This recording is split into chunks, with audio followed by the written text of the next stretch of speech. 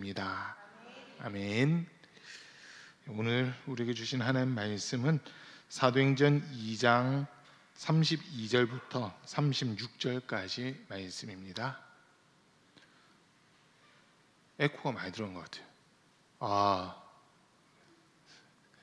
거의 동굴 비슷한 느낌이 드는데, 사도행전 2장 32절부터 36절까지 말씀을 제가 한 절, 우리 성도님들 한 절 교독하겠습니다. 이 예수를 하나님께서 살리셨습니다. 우리는 모두 이 일의 증인입니다.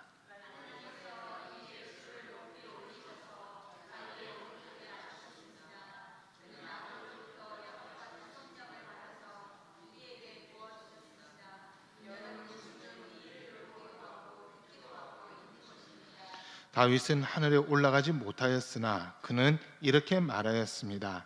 주님께서 내 주님께 말씀하시기를 내가 내 원수를 내 발 아래 굴복시키기까지 너는 내 오른쪽에 앉아 있어라 하셨습니다.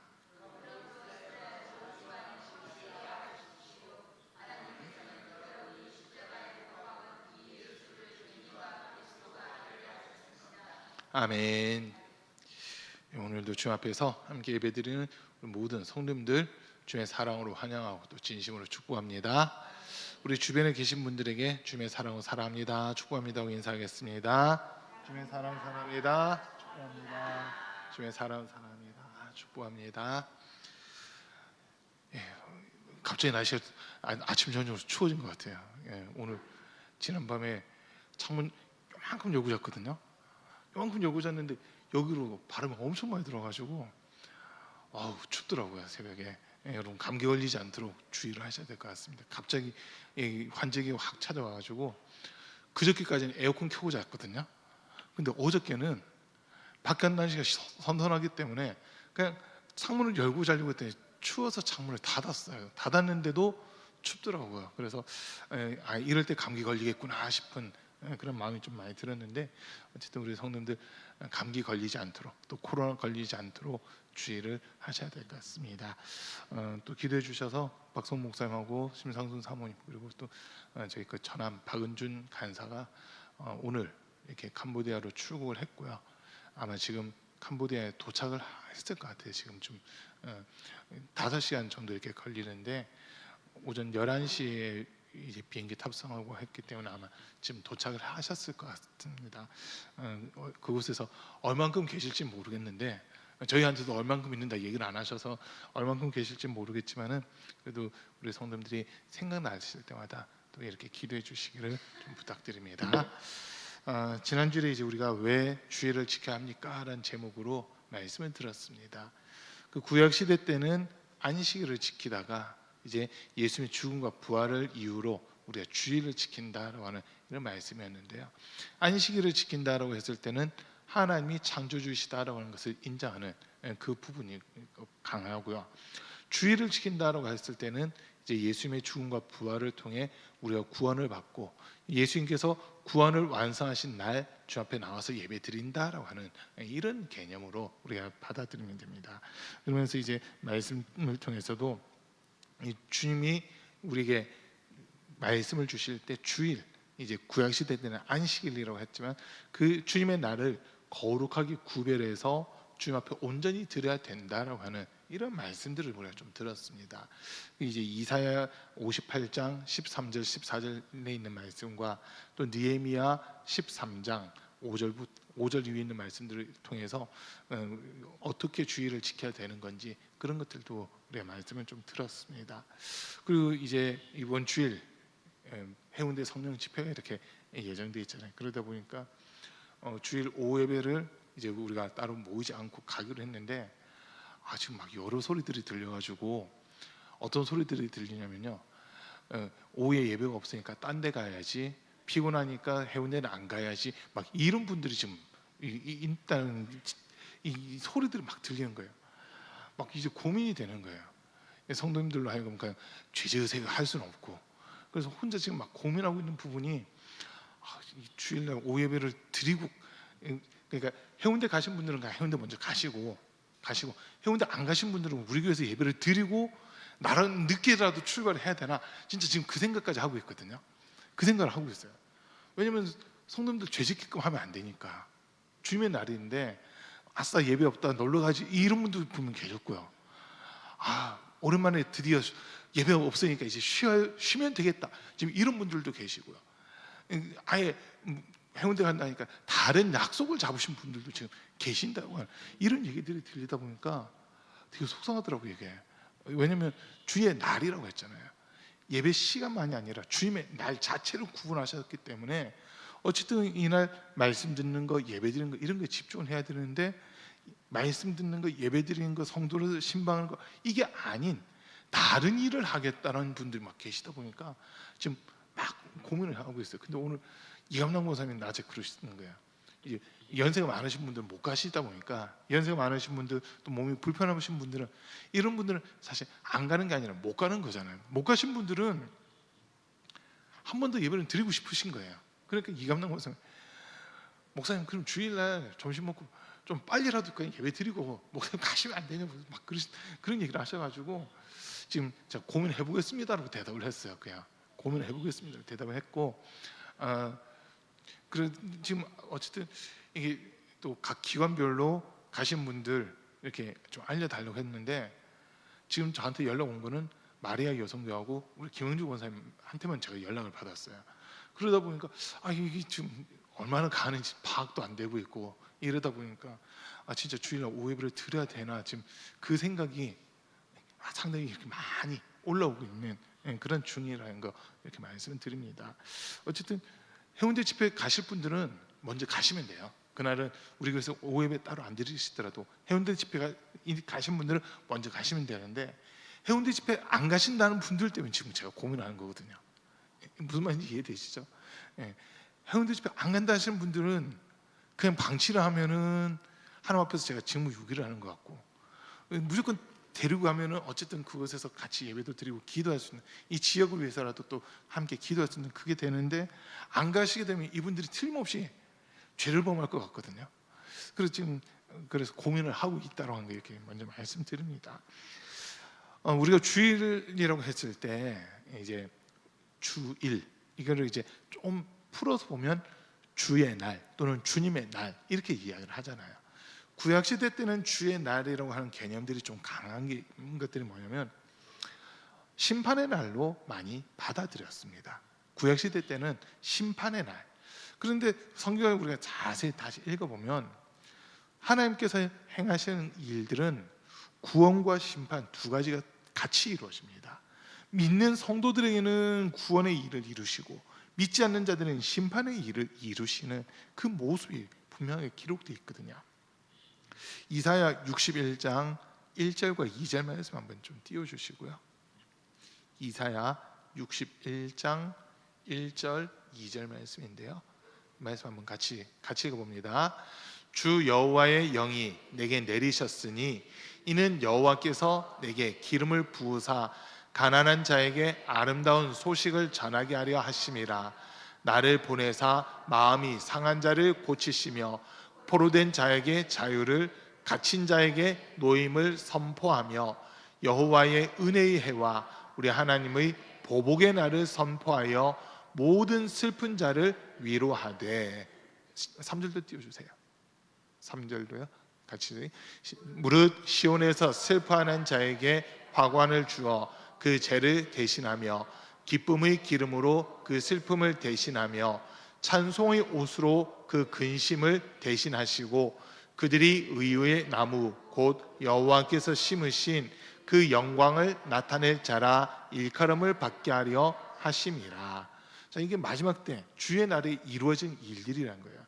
그러니까 슬퍼하는 자들은 기쁨으로, 또 근심하는 자들은 찬송으로 하나님께서 바꿔 주신다는데, 2절 다시 한번 좀 띄워주세요. 2절에서 보면 두 가지의 날이 지금 이야기를 하고 있잖아요. 하나는 여호와의 은혜의 해, 그다음에 또 하나는 우리 하나님의 보복의 날. 은혜의 해와 보복의 날이라고 하는 이 두 가지가 이렇게 나와 있거든요. 이게 여호와의 날을, 주님의 날을 나타내는 그 두 단어라는 거예요. 그러니까 주님의 은혜 가운데 거할 수 있는 자들에게는 하나님이 은혜를 베푸시는 거고, 주님의 은혜를 받지 못할 만한 자들에게는 보복하시고 심판하겠다는 지금 그 이야기를 하고 있는 거거든요. 그런데 구약이라는 이 의미가, 이 개념이 아주 강합니다.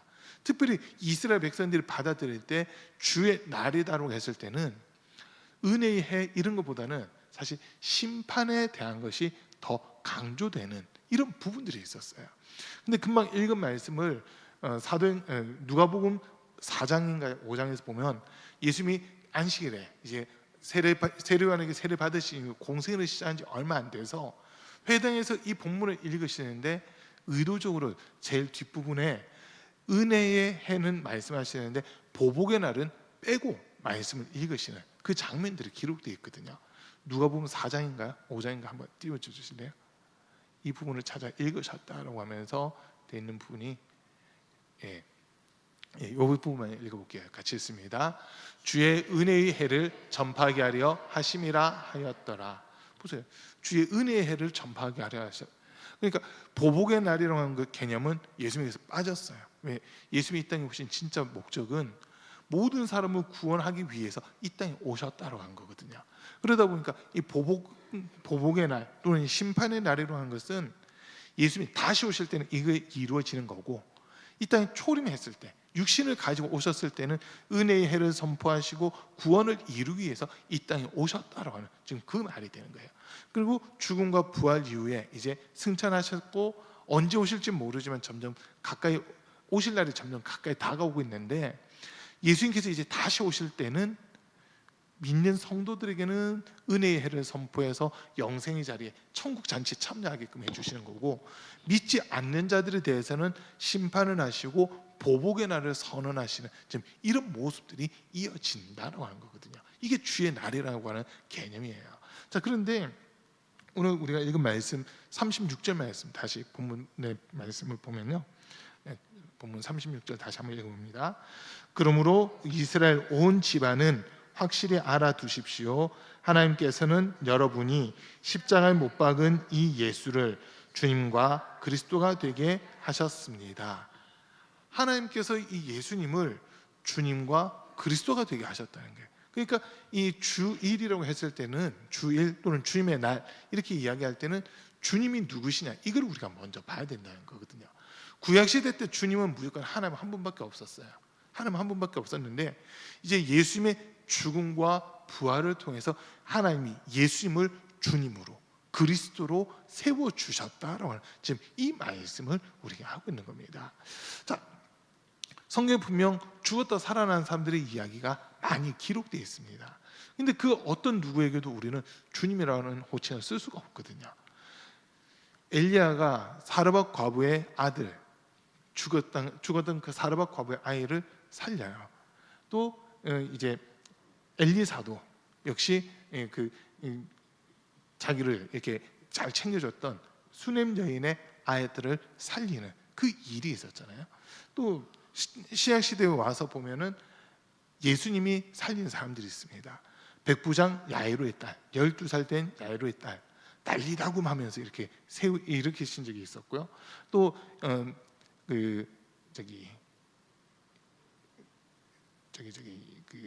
과부의 아들, 과부의 아들 이제 상녀를 메고 나갈 때 그를 세워서 살리신 그 이야기가 있고요. 그리고 또 이제 나사로를 살리신 이야기가 있습니다. 또 베드로가 도르가라고 하는 여인을 이렇게 살린 이야기, 또 바울이 유두구라고 하는 청년을 살린 이야기, 성경에 이렇게 죽은 사람들을 살린 이야기들이 많은데 죽었다 살아났다 해서 그 사람들을 주님이라고 한다든지 그 사람들이 그리스도라고 하진 않았습니다. 그리고 그 죽었다 살아난 사람들을 향해서 부활했다고도 이야기하진 않아요. 그런데 예수님만큼은 죽었다가 살아나셨을 때 부활했다라는 표현을 쓰고, 또 그 부활 사건을 계기로 예수님을 향해서 주님이다, 그리스도라고 하는 이 호칭이 붙게 됐다는 거거든요. 그러면 여기서 이제 우리가 좀 생각해야 될 부분들이 뭐냐면, 진짜 생명이 누구에게 있느냐라고 하는 겁니다. 진짜 생명이 누구에게 있느냐.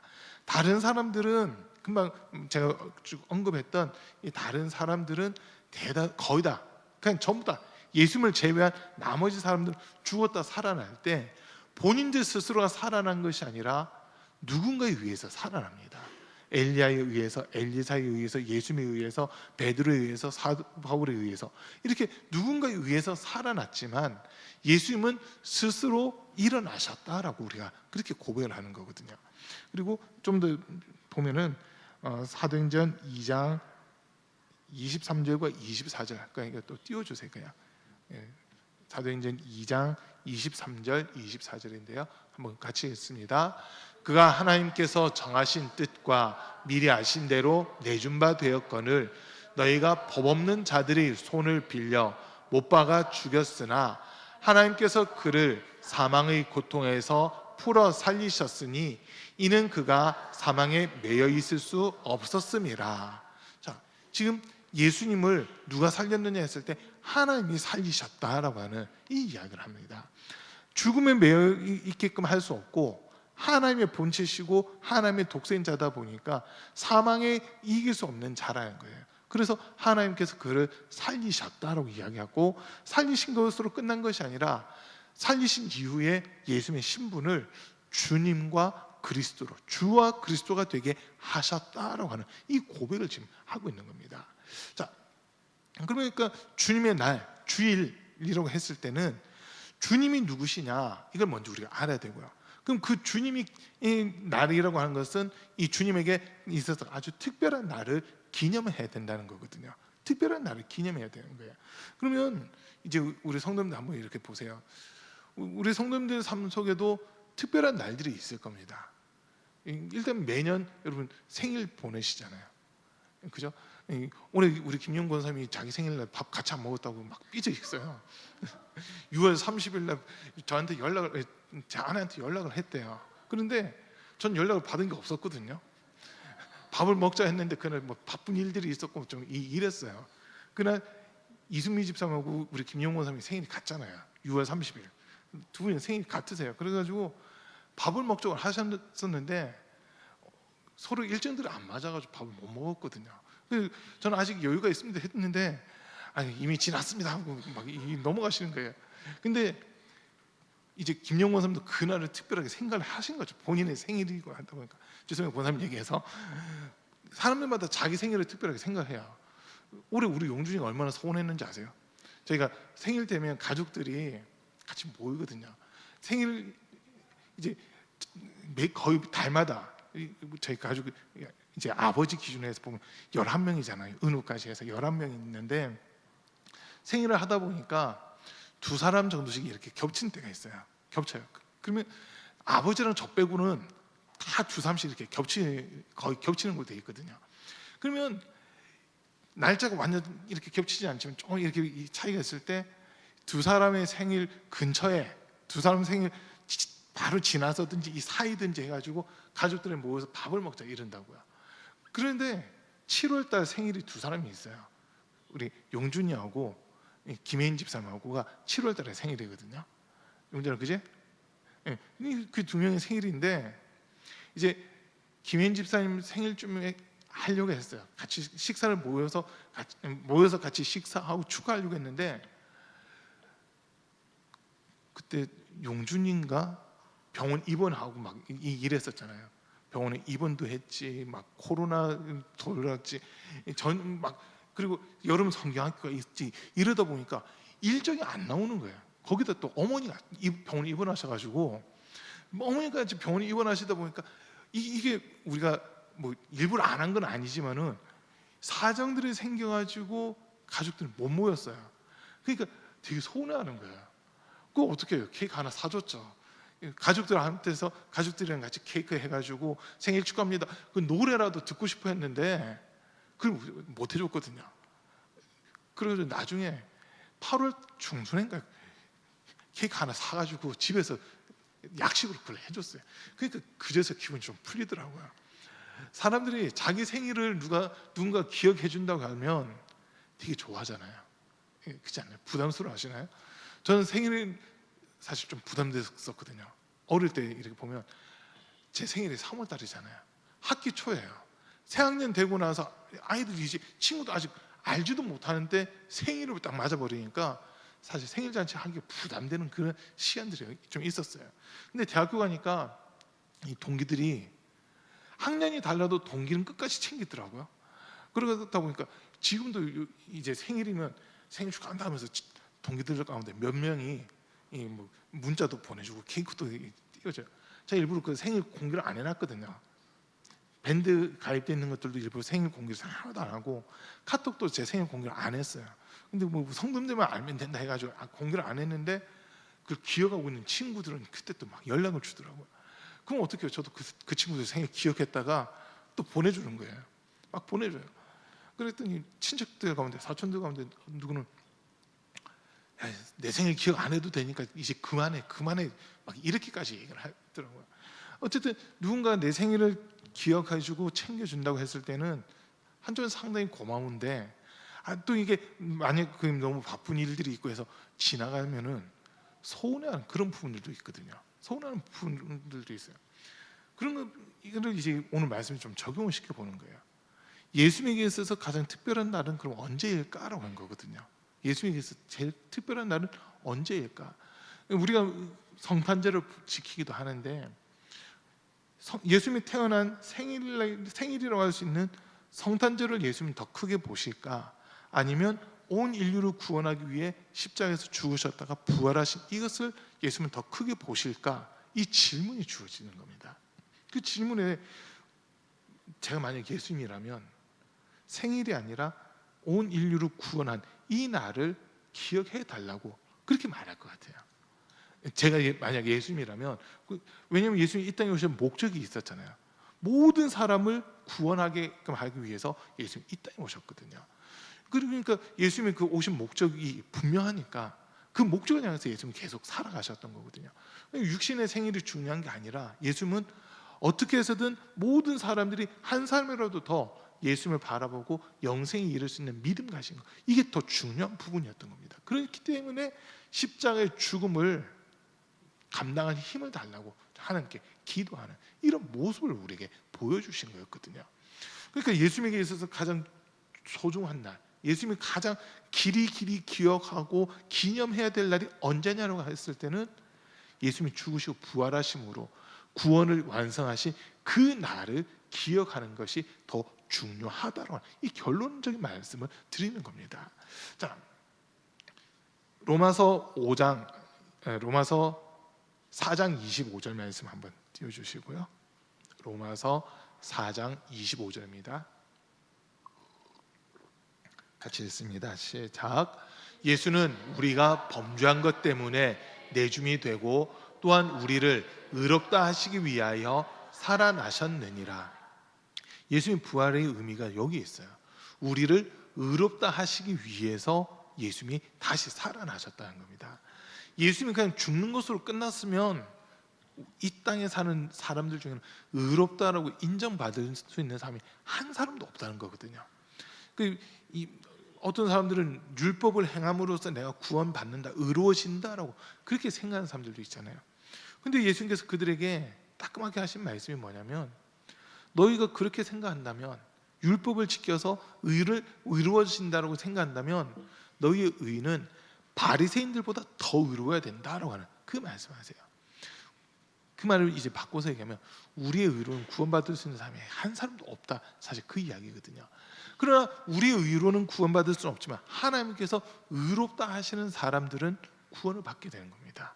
근데 그 의롭다라고 하는 칭함을 우리가 어떻게 받을 수 있느냐 했을 때, 내가 뭔가를 했기 때문에 의로워지는 건 아니에요. 금방 말씀처럼 예수님이 죽으시고 부활하신 것을 우리는 그냥 인정만 하는 뿐이거든요. 예수님이 죽음과 부활을 인정하고 믿음으로 받아들일 때 하나님께서 그 믿음을 보시고 의롭다라고 하는 칭함을 주신다는 겁니다. 이거 인정되시나요? 내가 뭔가를 해야 의로워지는 게 아니라 예수님이 죽으신 것은 내 죄를 담당하는 거고, 예수님께서 부활하신 것은 그분에겐 죄가 없는데 죄 없는 그분이 생명을 내게도 허락해 주셨다. 그래서 예수님의 죽음과 부활로 말미암아 내가 구원받았다는 것을 인정하는 사람들만 하나님은 의롭다라고 칭해 주시는 겁니다. 우리가 의로워서 의로운 게 아니라 하나님이 우리를 보실 때 너는 의로운 자야라고 인정을 해주신다는 거거든요. 어떤 분들은 그런 얘기 하시더라고요. 효자는 누가 만드느냐, 막 이런 질문을 하신 분들이 있어요. 여러분, 효자, 효녀는 누가 만드냐면 부모님이 만들어줍니다. 내가 아무리 효자예요, 나 효녀예요, 나 부모님께 잘했어요, 내가 아무리 떠들어 보세요, 부모님이 아니야, 넌 맨날 내 속썩여서 이 한마디 해버리면 우리는 그냥 불효자, 불효녀가 되는 거예요. 그런데 우리가 비록 불효를 했다 하더라도, 부모님이 속 상하게 하고 마음 아프게 했다 하더라도 부모님이 너는 나에게 있어서는 효자고 효녀야, 너가 있었다는 것 그것만으로도 나는 마음이 기뻤어, 이런 식으로 인정해 주시면 그 자녀들은요, 난 부모님께 잘한 게 없는데도 나를 효자라고 효녀라고 인정해 주시네, 그 은혜 때문에라도 더 잘하게 되는 그런 부분들이 있잖아요. 주님이 우리 보실 때도 마찬가지인 거예요. 우리 스스로 나 의로워요, 나 이거 했어요, 아무리 자랑한다 하더라도 우리가 떠드는 순간 주님께서는 너 그 진짜 내 마음 기쁘게 한 거 맞아? 라고 하면서 물어보실 수 있거든요. 주님이 물어보실 거예요. 그게 아니라 주님 앞에서 나는 항상 무익한 종이었습니다, 주님의 영광을 드러내지도 못하고 주님의 마음을 기쁘게 하지도 못했습니다 할 때, 우리가 그렇게 고백할 때 주님께서 아니야, 너가 나를 시인했잖아, 너가 나를 인정해 줬잖아, 너가 예수를 믿었잖아 라고 하면서 우리를 의인의 반열에 올려주시는 이 일을 하신다는 거거든요. 근데 주님께서 우리를 보신 기준은 딱 하나예요. 예수 그리스도의 죽음과 부활을 인정하느냐 인정 안 하느냐, 요 한 가지만 보신다는 거거든요. 로마서 10장 9절 말씀 또 한번 띄워주시고요. 로마서 10장 9절입니다. 같이 또 읽습니다. 내가 만일 내 입으로 예수를 주로 시인하며 또 하나님께서 그를 죽은 자 가운데서 살리신 것을 내 마음에 믿으면 구원을 받으리라. 구원의 조건에 대해서 이야기하는데, 예수님이 죽으신 것과 부활하신 것을 마음으로 믿어야 구원에 이른다라고 하는 이 말씀을 우리에게 주신 겁니다. 그러니까 예수님이 주님이시다, 이게 왜 중요하냐면, 예수님을 믿을 때 예수님을 주로 시인하고 고백하면서 예수님을 주로 인정하고 믿을 때 예수님이 우리를 보시는 거예요. 내가 너의 삶의 주인 맞아? 내가 너의 주인이 맞냐? 이걸 우리에게 지금 물어보신다는 거거든요. 그것을 확인되면, 그래, 나는 너의 주인이니까 너는 이제 나의 종이다, 내게 속한 사람이다 라고 하면서 우리를 인도하시는 그 은혜를 허락해 주시는 겁니다. 자, 그리고 이제 또 로마서 14장 9절 말씀 한번 띄워주시고요. 우리 주님 예수님이 주가 되셨는데 어떤 자의 주가 되셨느냐, 이걸 이제 가르쳐 주는데요. 또 한번 같이 읽습니다. 이를 위하여 그리스도께서 죽었다가 다시 살아나셨으니 곧 죽은 자와 산 자의 주가 되려 하심이라. 보세요, 지금 죽은 자와 산 자의 주가 되려 하심이다라고 하는 이 말씀을 하잖아요. 앞절도 좀 띄워주실래요? 8절. 8절도 다시 한번 읽어볼게요. 우리가 살아도 주를 위하여 살고 죽어도 주를 위하여 죽나니 그러므로 사나 죽으나 우리가 주의 것이로다. 9절요. 이를 위하여 그리스도께서 죽었다가 다시 살아나셨으니 곧 죽은 자와 산자의 주가 되려 하심이라. 자, 산자 죽은 자 지금 나누고 있잖아요. 이게 육체가 살았다 죽었다가 아니고 그 영혼이 예수를 믿는 믿음으로 구원받았느냐 구원받지 못했느냐, 이걸 보는 거예요. 근데 심판하시는데 누구를 심판하시느냐 했을 때, 영혼이 살았던 하는 사람들과 영혼이 죽었던 하는 사람들을 모두 다 주님이 심판을 하신다는 거거든요. 주님께서 이 모든 사람들의 영혼의 주인이시다 보니까 산자와 죽은 자를 나누는 그 심판을 하신다는 거예요. 천국 가는 자와 지옥 가는 자, 영생에 들어간 자와 영벌에 들어간 자를 나누는 그 심판을 예수님이 직접 하신다로 지금 그 의미가 되는 겁니다. 또 베드로전서 4장 5절 말씀 또 한번 띄워주세요. 베드로전서 4장 5절입니다. 또 같이 읽습니다. 그들이 산자와 죽은 자를 심판하기로 예비하신 이에게 사실대로 고하리라. 보세요, 산자와 죽은 자를 심판하기로 예비하신 이 돼 있잖아요. 이분이 예수님이시거든요. 그러니까 예수님은 모든 사람들의 주인이시다라고 하는 그 의미를 좀 우리에게 가르쳐 주고 있는 겁니다. 그러니까 주님의 난리를 했을 때는 예수님이 모든 인생의 생명의 주인이시고 산자와 죽은 자를 나누며 심판하는 분이시다라고 하는 것이 전제가 돼야지만 이 주일의 개념을 우리가 바르게 이해할 수 있다는 거거든요. 다르게 이해할 수 있는 거예요. 그러니까 단순히 일요일이니까 교회 간다 이게 아니라 왜 일요일을 주일이라고 하는지, 그리고 그러면 그 주님이 도대체 누구신지 이게 명확해야 이래서 내가 주일을 지켜야 되는 거구나라고 하는 게 성립이 될 수 있는 이런 부분들이 생기는 겁니다. 뭐 기독교 종교가 기독교니까 일요일날 교회 가는 건 당연하지 이게 아니라 왜 하필 일요일이냐는 거예요. 여러분, 이날은 예수님이 부활하신 날이에요. 그리고 이날은 오순절날 마가다락방에 성령이 강림한 날입니다. 그것을 기억하니까 예수 그리스도를 믿어 구원에 이르고 성령을 통해 구원의 날까지 인치심을 받고 보증을 받는 그게 성도인데, 그러니까 성도는 구원받은 이 날을 기억하고 주님 앞에 지켜야 된다라고 하는 겁니다. 근데 아까 서두에 말씀드렸듯이 주일날 이제 해운대 간다고 하니까 그런 소리들이 들리는 거야. 지금 이제 다음 주 오는 주일날 가야 되는데 막 그런 소리들이 들리니까 전 괴로운 거예요. 난 피곤해서 못 가. 그동안 밀렸던 일 해야지. 누구를 만나야지. 어디 가야지. 교회 예배가 없다고 하니까 뭐 영화 보러 가야지. 아니면 야구 보러 가야지. 어디 놀러 가야지. 이런 소리들이 막 들리는 거예요. 너무 괴로운 거예요 이게. 이게 너무 괴로운 거예요. 여러분, 그래서 제가 고민하고 있다고 했잖아요. 해운대 가신 분들은 그 집회 참석하시면 되는데 안 가시는 분들 때문에 지금 고민을 하는 게 진짜 예배 드려야 되겠다 막 이 생각 지금 하고 있어요. 생각 자체가 오후에 예배가 없으니까 다른 약속 잡아야지 이렇게 생각하는 분들하고, 오후에 예배는 없다고 하지만 어떡하지? 어떻게 하면 주님의 마음을 기쁘시게 할 수 있을까? 이거 고민하는 건 완전 다른 문제거든요. 다른 문제예요. 분명 우리가 일이라고 하는 것 때문에 주일을 못 지킬 때가 있잖아요. 그때도 사실 마음을 아파해야 돼요. 괴로워해야 돼요. 내가 지금 주님 앞에 서 있어야 되는데, 주님 앞에서 예배 드려야 되는데 예배 드리지 못하고 있다는 것 때문에 괴로워해야지, 괴로워하는 게 아니라 나는 이 일을 하고 있으니까 하면서 그걸 정당화시킨다면 그거는 하나님과 사실 상관없는 모습이 될 수도 있거든요. 상관없는 모습이 될 수도 있어요. 그 일을 하는 것 때문에 분명 이 일 때문에 내가 주의를 지키게 되면 사업에 손해가 날 수도 있고 뭐 공모에 이게 멈춰질 수도 있는 그런 중대한 사안들이 분명 있어요. 그때 그래서 그 책임을 다해야 되는 게 맞지만은, 책임을 다해야 되겠죠.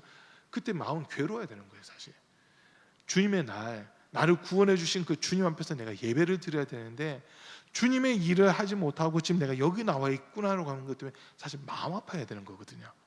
그러면서 주님, 내 힘으로 할 수 없는 이 연약함을 용서해 달라고 사실 회개해야 되는 겁니다. 이게 안 나왔든 못 나왔든 주의를 온전히 지키지 못했다는 것 때문에 괴로워할 수 있는 그 사람들 주님 눈여겨보시는 거거든요.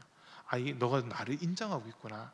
너가 나 앞에 서 있지 못한다는 것 때문에 마음 아파하는 것이 너 그만큼 나를 사랑하고 있고 나를 존중하고 있고 나를 인정하고 있다는 거구나라고 주님이 받아주시는 거거든요. 그런데 주일날 공무를 한다 아니면 뭐 사업을 한다 무슨 일이 있다 해서 의도적으로 교회를 안 나온 게 아니라 못 나왔다 하더라도 그 환경과 상황을 정당화시켜버리면, 그걸 정당화시켜버리면 똑같은 상황이 생겨보세요. 그러면 주일날 빠지는 건 당연하다 이렇게 돼버리는 거거든요. 여러분, 주일날 빠지는 건 당연한 게 아니에요. 주일날은 그 공무 때문에 내가 주일 예배 드리지 못한 것 때문에 오히려 괴로워해야 되고, 주님 앞에 더 내가 이렇게 할 수 없다는 것 때문에 온전히 주일을 지키고 싶은 마음은 있으나 이 상황을 내가 이겨나갈 힘이 없다 보니까 이 날짜를 조정할 수도 없고 막 이런 것 때문에 그것 때문에 괴로워해야지, 예배 빠진 것 때문에 괴로워하는 게 아니라 사업 망할까 봐 괴로워하면 안 된다는 거 하는 거예요. 사업 망할 것 때문에 괴로워하고 공무에 펑크 날까 봐 괴로워하고 이게 아니라 하나님 앞에서 서야 되는데 내가 이 연약함 때문에 다 주님 앞에 온전히 서지 못하, 이것 때문에 괴로워해야 할 수 있는 그 사람은 주님은 불쌍히 여겨주시고 긍휼을 베풀어 주시는 겁니다. 우리 스스로 내가 연약해서 내가 힘이 없어서 능력이 없어서 이 주일조차 제대로 지키지 못했다고 주님 앞에 회개하는 마음 가질 때 너는 나를 사랑하는 마음 가지고 있으라고 주님이 인정해 주시는 거지, 너 마음속에 내가 조금도 없구나 이래 버리시면 우리는 못 나왔다, 우리 입장에서 못 나왔다 하더라도 주님께서 넌 그에 대해서 전혀 죄책감도 없고 나에 대해 내가 너를 구원한 것에 대해서 한 감사조차도 없다고 하면서 우리를 선을 긋는 이런 일들이 일어난다는 거예요. 좀 어렵지만 이 부분도 우리가 잘 이해를 하셔야 돼요. 주님은 지금 잠언 말씀에서 우리에게 이렇게 말씀하시잖아요. 나를 사랑한 자들이 나의 사랑을 입으며 나를 간절히 찾는 자가 나를 만날 것이다. 우리 마음이 누구를 향해 있느냐, 내 삶의 우선순위가 어디 가 있느냐, 이거를 항상 살펴야 된다는 거거든요. 그리고 우리 삶의 우선순위는, 최우선순위는 예수님이 돼야 됩니다. 제가 결혼하기 전에 우리 박은혜 사모한테 그랬어요. 제 아내한테 결혼하기 전에 내 삶의 최우선순위는 예수님이다 이랬거든요. 참 뻥하더니 맞아요, 나도 내 삶의 최우선순위가 예수님이. 그래서 결혼을 하겠어요. 만약에 왜 내가 아닌데 이랬으면 결혼 못했어요 그때. 근데 맞아요, 내 삶의 최우선순위도 예수님이에요. 서로 이렇게 됐기 때문에 결혼한 거거든요. 우리 삶의 최우선순위 예수님이 돼야 돼요. 예수님이 주님이시라는 것만 분명히 인정되면 주님이 우리를 책임져 주시는 거거든요.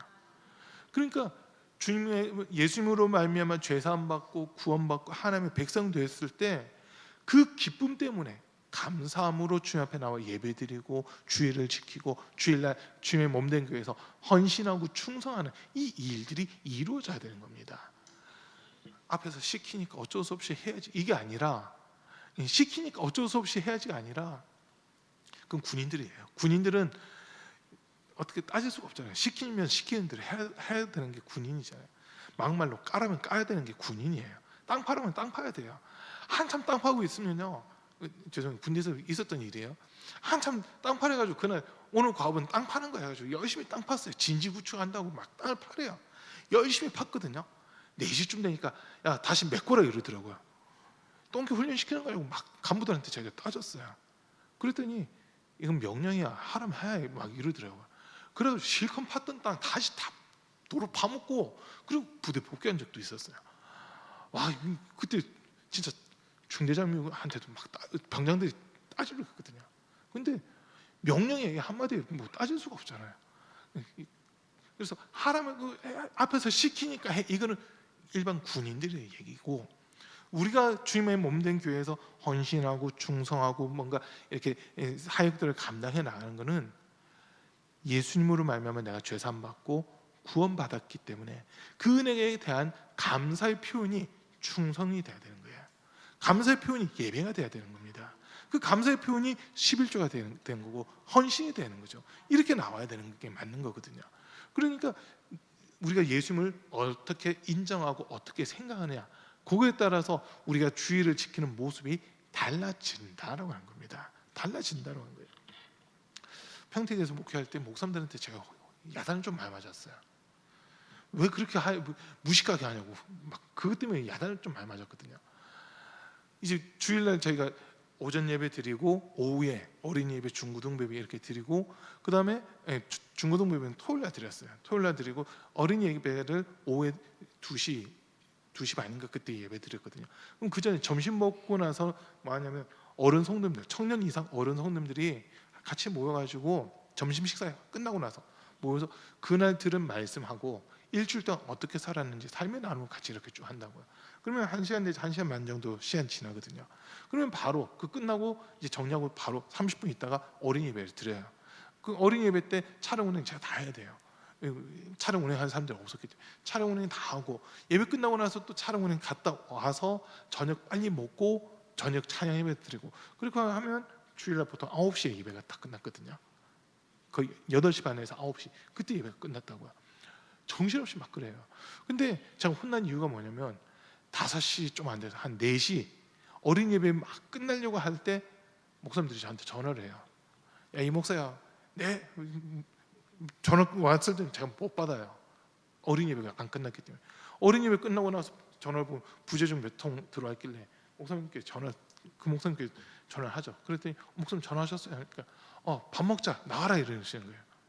저희 저녁 예배 있는데요, 지금 저녁 예배 준비 때문에 못 나가는데, 야 요즘에도 저녁 예배 드리는 교회가 있단 말이에요 하면서 막 뭐라 하시더라고요. 저녁 예배 드린다고 혼났어요. 저녁 예배 드린다고. 와, 그리고 지방 내에 살펴봤거든요. 그때 지방에 교회가 서른 몇 개인가? 28개 교회가 됐는데 30개 정도 됐죠. 교회가 30 몇 개 됐는데 저녁 예배 드린 교회가 딱 2군데밖에 없었어요. 저희 교회랑 평택 그 남지방에서 제일 큰 교회랑 2군데만 저녁 예배 드리고 나머지는 저녁 예배가 아니라 그냥 오후 예배 드리고 이렇게 끝나더라고요. 왜 그렇게 힘들게 하냐고 저한테 또 그러는 거예요. 그렇게 하고 나면 안 지치냐고, 안 힘드냐고 막 그러는데, 저녁 예배를 드리나 오후 예배를 드리나 저희 입장에서는 예배 드리는 횟수는 사실 똑같아요. 주일 새벽, 오전, 오후, 어린이라든지 중고등부, 그러면 하루에 보통 4번씩 예배를 다 드리거든요. 그러면 오후 예배를 드려도 주일날 4번 설교를 하는 거고, 저녁 예배를 드려도 주일날 4번 설교를 해요. 그런데 그렇게 하면 더 피곤하지 않냐, 더 힘들지 않냐, 이런 얘기들을 하시는데, 사실 저녁 예배 드리고 나잖아요. 덜 피곤하더라고요.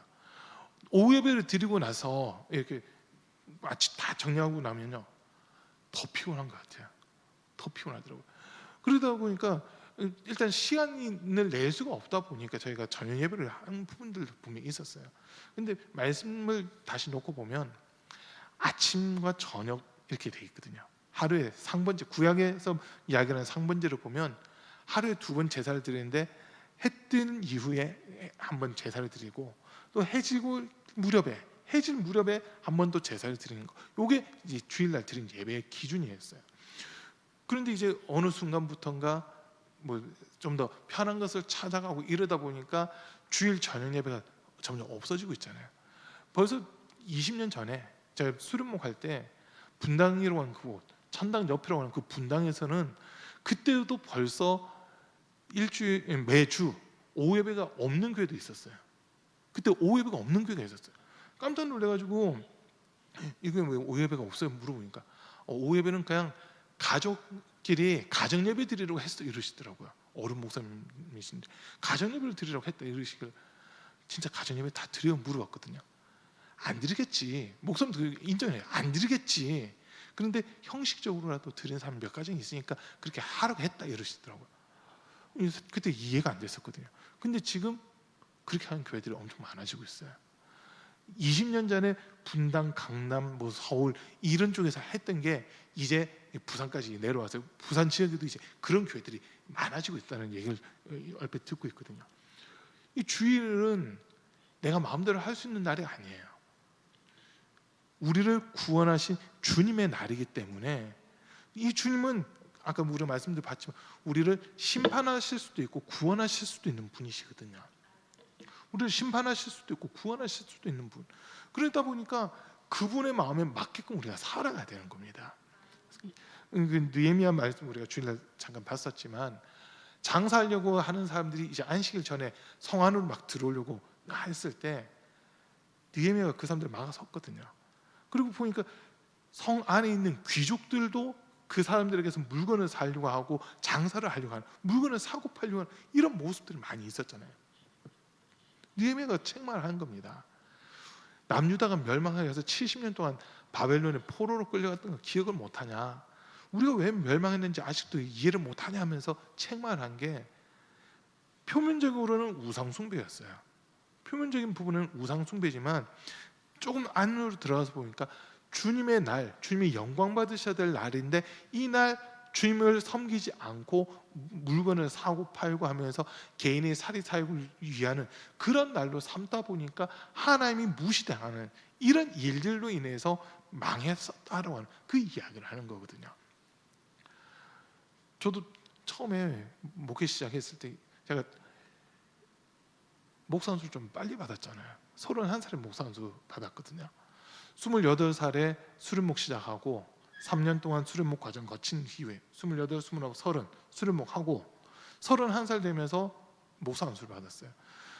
그때 제가 중앙연에서 목사 안수를 받았는데, 중앙연에서 목사 안수 받은 분들이 38명이었거든요. 같이 목사 안수 받은 분들이 38명인데, 그 중에서 제가 나이 순으로 이렇게 하니까, 나이 순으로 해서 보니까 같이 목사 안수 받은 38명 중에서 밑에서 3번째인가 4번째인가 됐더라고요. 저보다 어린 사람이 1명인가 2명 정도 있었던 걸로 기억이 돼요. 몇 명 없었어요. 그런데 그러니까 같이 안수받은 분들 중에 거의 제일 막내잖아요. 근데 어디 가서 목사 소리는 듣고 싶은 거예요. 그래가지고 그때 목사 그 셔츠 있잖아요, 목회 셔츠 그걸 입고 다녔어요. 예, 그리고 이 로만 칼라 해가지고 그 하나 해서 일부러 그걸 입고 다녔거든요. 근데 더 웃긴 거는 주일날 처음에 이제 평택 목회 나왔을 때 오후 예배였어요. 전임자가 오후 예배를 만들어가지고 오후 예배를 처음 그대로 했어요. 근데 오후 예배 끝나고 나면 뭐 하냐? 그때 창준이 4살, 동준이 100일 막 지나서 이러다 보니까 교학교가 시작은 됐지만 교학교가 처음에는 오전 9시 반 이때 시작했거든요. 그러니까 오후 2시에 예배를 시작하면 3시 내지 3시 반 되면 처음엔 설교도 길게 못했어요. 20분은 설교하고 나면 더 이상 설교할 거리가 없어가지고 3시가 안 돼서 예배가 끝났어요. 2시에 예배 시작하면 3시가 안 돼서 예배가 끝났었거든요. 그럼 교회 대충 정리해놓고 놀러가 다녔어요. 목사 그 셔츠 입고 놀러가 다녔다니까요. 삽교 가가지고 삽교 한 바퀴 둘러보고 그 놀이동산에서 가서 놀고 막 이랬어요. 그러면서 나 목사라고 이러고 다녔거든요. 나중에 성경 말씀 읽다 깜짝 놀랐어요. 사사로운 말해도 안 되고 사사로운 걸음이라든지 사사로운 여행해도 안 되고 놀이를 해도 안 되고 막 이런 내용들이 기록되어 있는 거 보고 내가 이 목사가 해서는 안 될 일들만 골라서 했구나 하면서 막 머리끝이 쭈뼛쭈뼛 막 서더라고요. 그래가지고 그때부터 사실 예배 시간 다시 다 바꾸고 조정을 했던 거였거든요. 타락 안 하려고 목사 셔츠 입고 밖에 나와서 막 노는 게 아니라 목사의 셔츠에 맞는 행동을 해야 되겠다 해서 예배 시간을 그때부터 다시 다 바꿨어요. 그래서 오전에 예배 전에 차라리 기도하고 교학교로 오후로 옮기고, 그리고 오후에 교학교니까 저녁 예배를 하고, 이런 식으로 시간을 다시 딱 조정했어요. 어디 나갈 틈이 없잖아요. 다 끝나고 나오면 9시, 9시 정리하고 나면 9시 반인데 그 시간 어디 갈 수도 없어요. 그러니까 그냥 집에 들어와서 쉬고 바로 이렇게 하다 보니까 주일날 일단 다른 데로 벗어나지 않게 되더라고요. 그 모습을 처음에 성도님들도 보더니 교학교 간식을 준비해 주신 집사님이 계시는데, 이분도 이제 뭐 처음에 자네가 그 교학교 혼자 맡아서 했을 때는 간식도 애들이 아침을 안 먹고 막 이러다 보니까 식사 대용으로 할 만한 것들을 많이 했었거든요. 프렌치 토스트를 해주기도 하고 샌드위치로 해주기도 하고 아니면은 뭐 볶음밥 같은 걸 해서 주기도 하고, 진짜 요리라고 할 수 있는 것들은 다 해가지고 애들 간식을 먹였어요. 밥 대용으로. 애들이 못 먹고 다니고 막 이러다 보니까. 그런데 나중에 시간들을 조정하고 나서 그 집사님이 오시고 막 이러면서는 이 집사님도 이제 좀 편하게 하신다고 간식들을 사가지고 오셔서 주시는데, 언제 간식을 사시냐? 토요일 날 미리 간식을 사신 거예요. 교회가 지하에 있었을 때 1층에 슈퍼가 하나 들어왔거든요. 그 슈퍼에다가 토요일 날 가서 미리 계산해 놓고 내일 오후 몇 시에 찾으러 올게요. 이제 교회 바로 위니까 그분들도 우리 교인분들을 다 아시고 해서 알겠다 해가지고 가지고 있다가 주일날 우리 어린이 예배 시간 되면 그때 간식 꺼내주시고, 특히 뭐 아이스크림입니다 하면 미리 계산 다 해놓고 포장 따로 해놨다가 우리 집사님 가시면 그걸 내주고, 이런 식으로 해서 간식을 준비했어요. 그리고 저희가 또 2층으로 옮겼을 때는 1층에 또 편의점이 있었거든요. 이 편의점 사장님은 우리 교회는 아닌데 다른 교회 다니는 분이잖아요. 그분한테도 얘기해가지고 토요일날 미리 간식들에 대해서 계산을 다 하고 그렇게 했었거든요. 그리고 주일날 예배 시간 딱 되면, 여름에 아이스크림이다 하면 교회 냉장고에 보관할 데가 없으니까 얘기는 해놓죠. 내일 이거 찾으러 올게요. 그리고 아이스크림 냉장고에다가 우리 교회 건 따로 해서 묶어놓고 위에 2층 교회 이렇게 딱 따로 써놓으시더라고요. 그럼 그거 갖고 와서 아이들 나눠주고 이런 식으로 했었거든요. 그러다 보니까 주일날 어쨌든 이 주님의 몸된 교회에서 충성하는 거, 예배드리는 거, 여기에만 집중하려고 성도들도 같이 이렇게 몸부림을 치게 되더라고요. 그런데 이제 어떤 분들이 그렇게 저한테 물어요. 주일날 돈 쓰지 말라고 하는데 그러면 차 타고 교회 와야 되는 사람들은 어떻게 해요? 막 이런 질문을 하는 분들이 계셔요. 그건 사사로이 돈 쓰는 게 아니잖아요. 교회 예배드리기 위해서 이렇게 집중하는 건데, 지금 차를 안 타면 이분은 교회를 아예 못 나오는 거잖아요. 이런 상황들은 교회를 와야 되니까 교회 오기 위해서 움직이는 거고 예배드리기 위해서 움직이는 건데, 그거 가지고 뭘 하는 게 아니라 주일날 교회가 아닌, 예배드린 것이 아닌 다른 목적으로 돈을 쓰고 하는 이런 것들에 대해서 금지를 시키는 거거든요. 그리고 근데 이게 하나를 허용해 주면 이거는 해주면서 이건 왜 안 해줘? 이런 모습들이 되는 거예요. 이거는 해줘놓고 이건 왜 안 해줘? 그러다 보니까 더 철저하게 주의를 지켜라 이렇게 되어버린 적이 있었거든요. 제가 왜 이런 얘기를 하냐면, 한 가지 분명한 거는 그렇게 열심히 했다고 구원받는 건 아닙니다. 그거로 구원받는 게 아니에요. 그 행위로 구원받는 게 아니라 그 중심이 주님께 향하고 싶었다라고 하는 겁니다. 그리고 율법이라고 많은 분들이 저한테 이제 비판하는 것 중 하나가, 너 율법주의자냐 이러더라고요.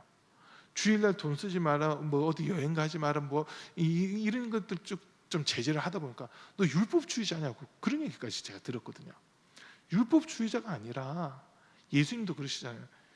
인자가 내가 온 것은 율법이나 선지자의 강령을 폐하러 온 것이 아니라 그것을 완성하러 왔다라고 하는 말씀하시거든요. 율법이라고 하는 것을 통해서 우리는요 무엇을 발견했더니 내가 연약한 존재다라고 하는 것을 발견하는 겁니다.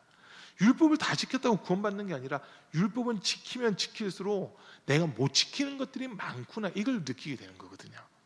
여러분 한번 10계명만 놓고 보세요. 10계명만 놓고 보더라도 내가 온전히 다 지킬 수 있는 계명이 몇 개나 있는지 한번 살펴보세요.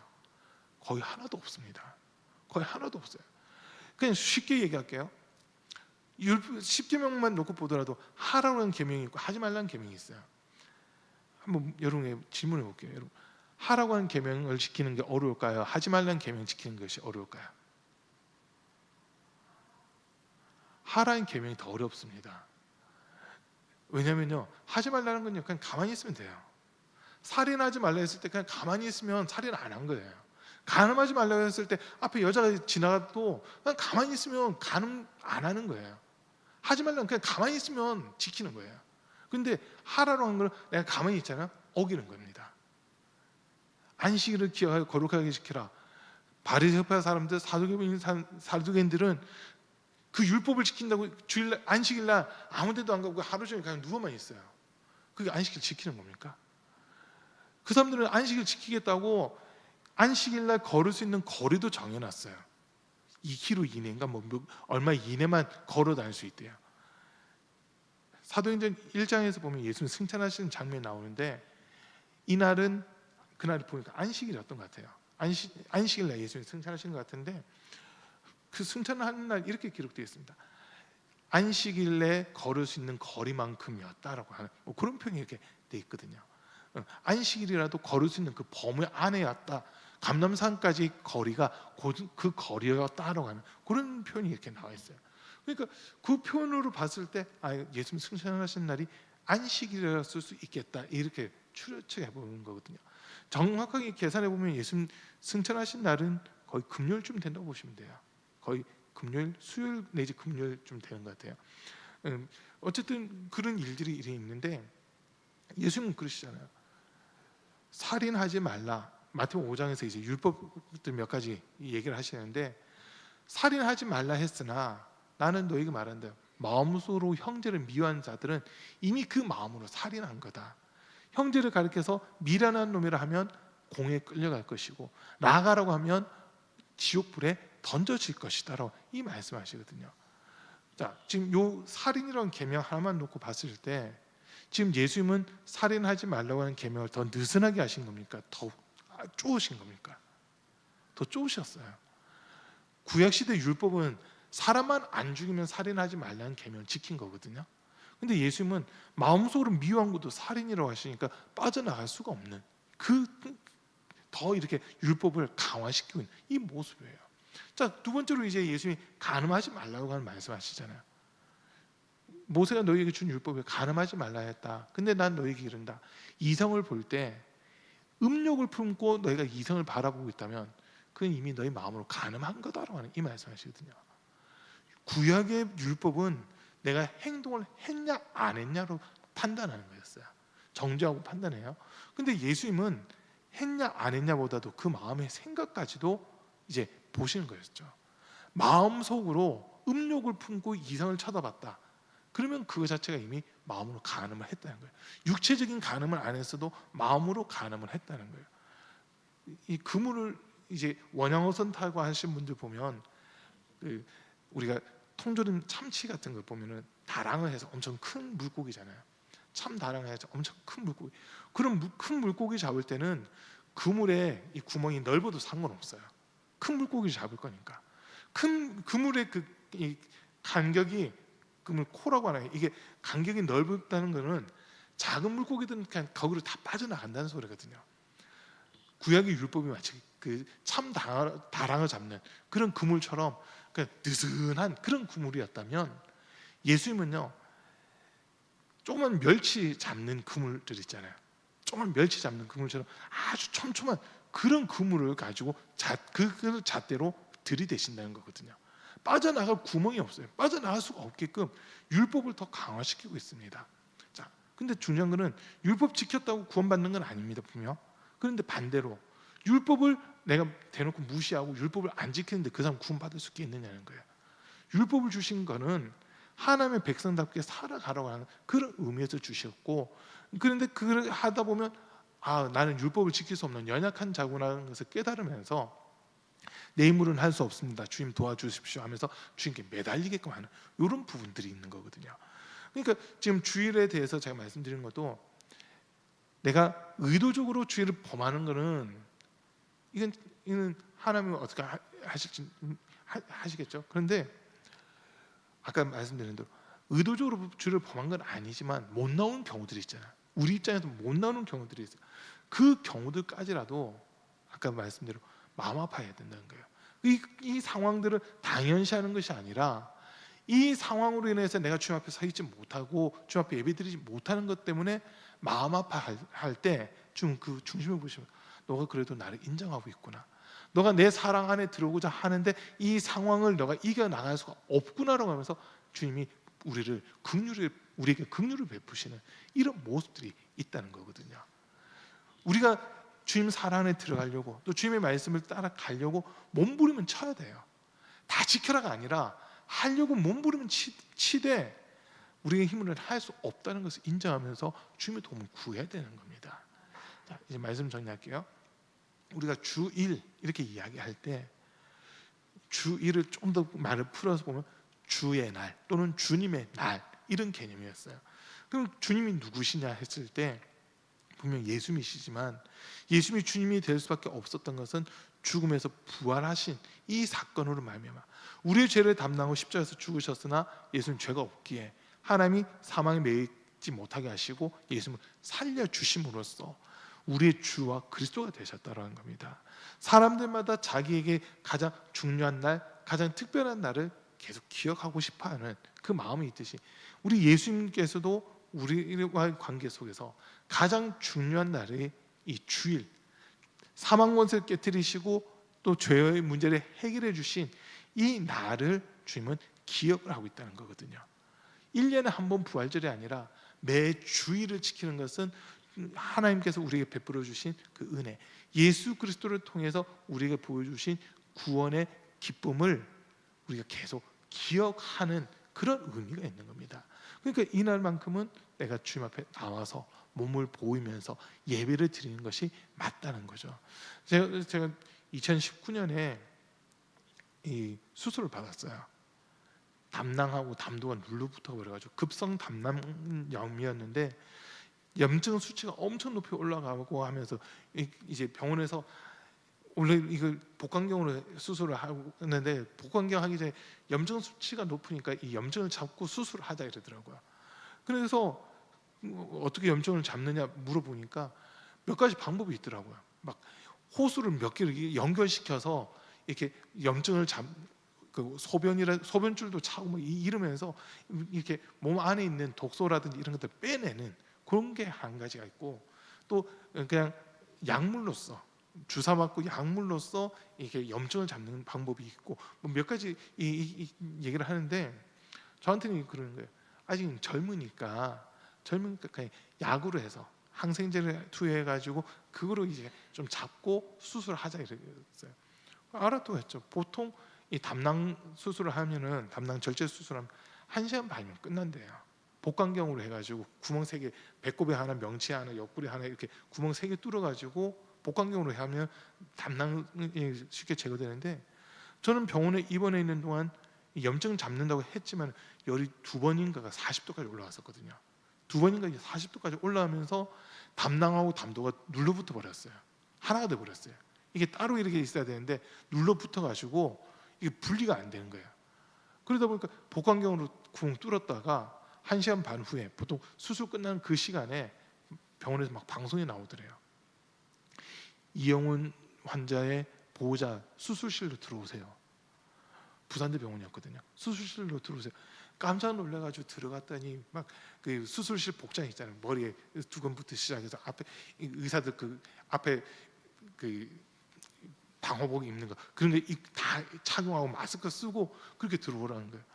그러면서 병원에서 하는 얘기가 지금 담낭하고 담도가 눌러붙어서 복강경으로 수술 못한다. 개복 수술을 해야 된다. 그래서 개복 수술을 했죠.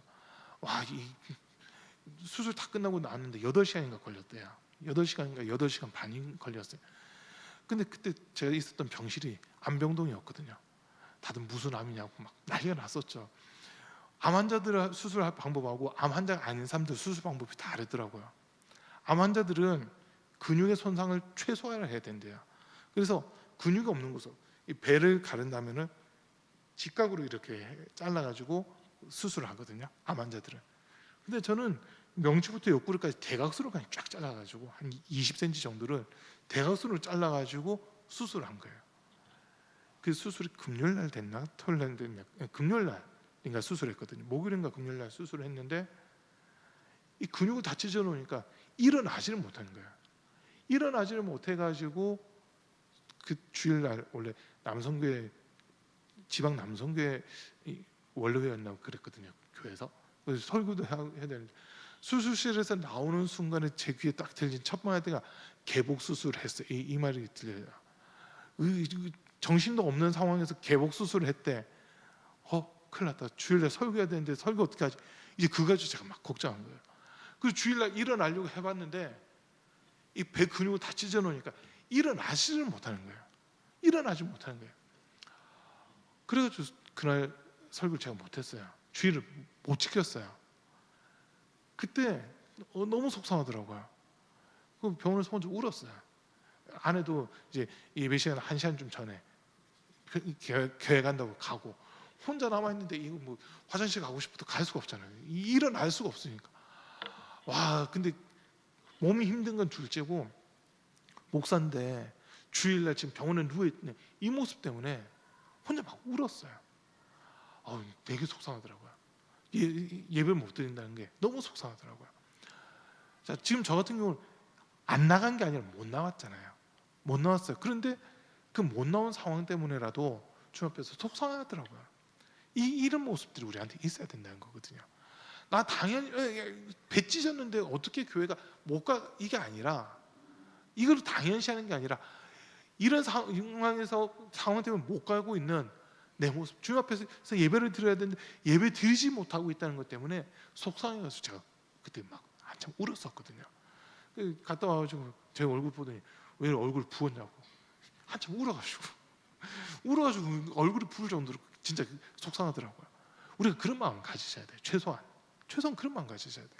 내가 지금 이런 상황이니까 못 가는 건 당연히가 아니라 이런 상황 때문에 못 가서 주님 앞에서 너무 죄송한 마음, 속상한 마음 이거라도 있으면 주님이 우리를 긍휼히 여겨주신다는 거거든요.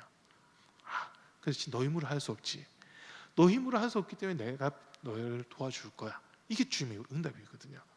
내 힘으로 할 수 있으면요, 너 힘으로 한번 해봐. 내가 오케이 할 때까지 한번 해봐. 주님이 이렇게 해버리실 겁니다. 근데 주일 지키는 것조차도 우리 힘으로 할 수가 없더라고요. 계명 중 하나 우리 힘으로 제대로 지킬 수 있는 게 아무것도 없어요. 그래서 우리가 할 수 있는 것은 예수님이 주님이시고 그리스도시라는 것을 분명히 인정하는 이 믿음을 가져야 되고요. 그리고 주님 앞에서 이 주님의 날, 주님이 최고로 기뻐하시고 영광 받으시고자 택하신 날인데 그 날을 제대로 못 지키고 있다고 하는 것에 대해서 속상해하면서 주님께 회개할 수 있는 이 마음이 우리에게 필요한 겁니다. 주일 못 지킨 것을 당연시하는 게 아니라 못 지킨 내 연약함 때문에 주님, 내가 이 환경을 넘어가지 못하고 내 삶의 우선순위가 주님이 돼야 되는데 어떻게 보면 주님보다도 이 환경과 이 상황이 내 삶의 우선순위가 되어 있었던 것을 용서해 주십시오 하고는 이 기도가 필요한 거거든요. 그래서 우리 성도님들은 정말 예수님을 내 삶의 최우선순위로 두고 주님이 가장 기뻐하시는 복된 삶을 살아갈 수 있는 저 여러분 다 될 수 있기를 간절히 축복합니다. 우리 잠깐 기도하겠습니다. 오늘 말씀 들은 거 생각하시면서 주님, 정말 이 주의 날 우리 예수님이 죽으시고 부활하심으로써 우리의 주와 그리스도가 되셨다고 했는데 그 주님이 우리를 구원하신 것을 기억하고 기념해야 되는 주일을 주 앞에 바르게 보낼 수 있도록 바르게 지킬 수 있는 그런 마음과 믿음을 우리에게 더하여 주십시오. 그동안 내가 처해 있는 환경과 상황을 정당화하면서 주일을 범했던 것을 그냥 당연시했던 것, 이런 모습들은 용서해 주시고 그것을 당연시하는 것이 아니라 그것 때문에 속상해할 수 있는 그런 마음을 달라고, 정말 주의 날을 주님의 날을 주님의 날답게 보낼 수 있는 그런 마음을 우리에게 허락해 달라고 우리 주여 3번 부르고 함께 기도하겠습니다. 주여, 주여, 주여. 하나님 아버지 감사합니다. 오늘 그 주의 사랑하는 성도